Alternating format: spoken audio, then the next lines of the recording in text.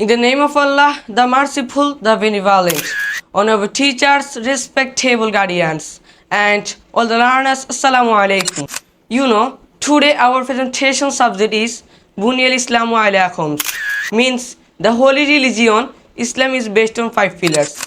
The audience, Islam is the best religion in the world, which is acceptable to the Almighty Allah, because Allah has sent the mankind with Islam.